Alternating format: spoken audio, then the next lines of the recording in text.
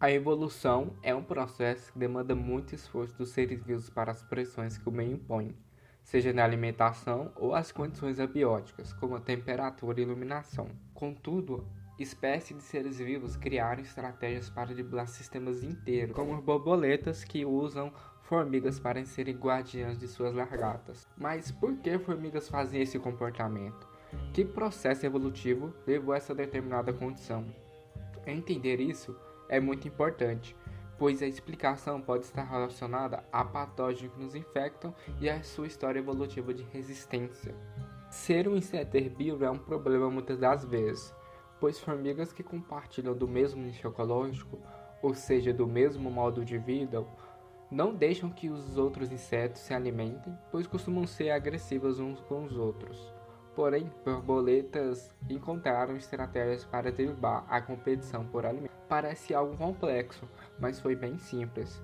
Elas se aliaram às formigas, dando açúcar através das glândulas das lagartas que produzem a substância como alimento, e em troca, as lagartas são protegidas da predação natural de outras espécies. As formigas agem como guardiãs das espécies de borboletas, e assim elas podem se beneficiar uma da outra para perpetuar seus genes. Isso é chamado de mutualismo, que é uma relação ecológica existente entre duas espécies que dependem uma da outra para sobreviver.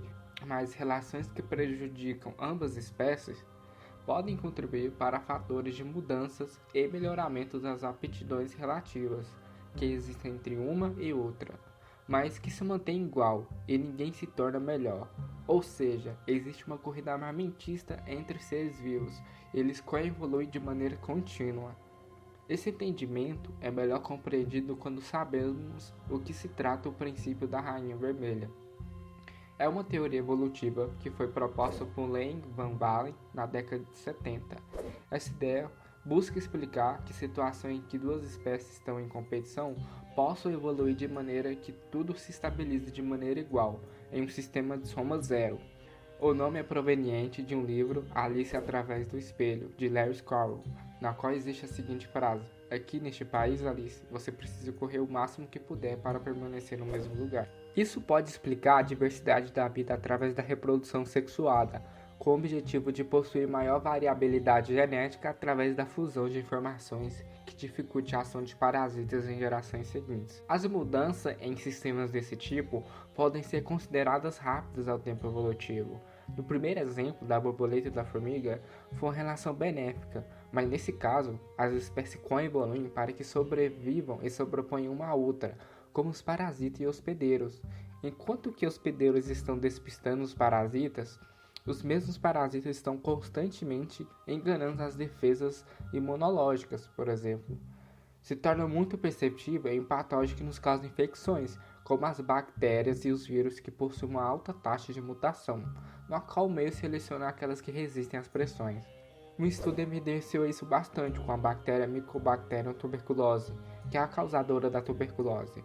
As bactérias estão cada vez mais resistentes às nossas defesas a antibióticos, possibilitando uma linhagem de tuberculose multiresistente, de difícil combate se não tiver tomado os devidos cuidados, com altos índices de mortalidade.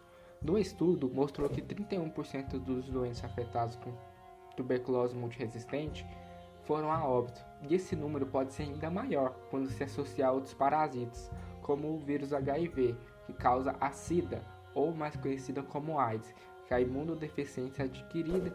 Atualmente, com a pandemia do novo coronavírus, o SARS-CoV-2, ele busca driblar o nosso corpo para infectar novas células, cada vez mais.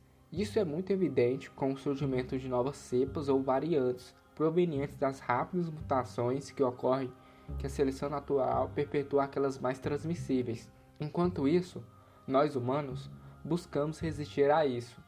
Essas mutações podem ser tanto estruturais, como aquelas que condicionam a adesão vírus às células do nosso sistema, com as proteínas e outros receptores, ou as mutações não estruturais, que são aquelas que mudam os fatores de transcrição e tradução das mensagens genéticas na fabricação de novos vírus, o que tornaria muito mais nocivo ao nosso corpo, pois o vírus ficaria mais agressivo. É aí que precisamos correr o mais rápido que pudermos, em um eterno esforço, para sobreviver e manter uma relação coevolutiva com as espécies que nos parasitam e que muitas delas podem até ser benéficas para o nosso corpo, como é contado no livro 10% Humano da Alana Collin, que explica muito bem como os micro-organismos podem ser a chave para a nossa saúde. Inclusive, o desequilíbrio populacional de uma cadeia de micro-organismos na nossa microbiota intestinal pode elevar a quantidade de infecções que a gente vai ter, proporcionando maior dificuldade de sobrevivência. Isso é uma relação mutualística que a gente tem com os organismos. Muito obrigado a todos que nos assistiram até aqui. Sejam sempre bem-vindos a comentar e tirarem as dúvidas e até discutir mais sobre os temas. As referências vão estar aqui na descrição, junto com o texto que vai ter um resumo breve. E é isso. Dê seu like se você gostou. Muito obrigado e até o próximo vídeo.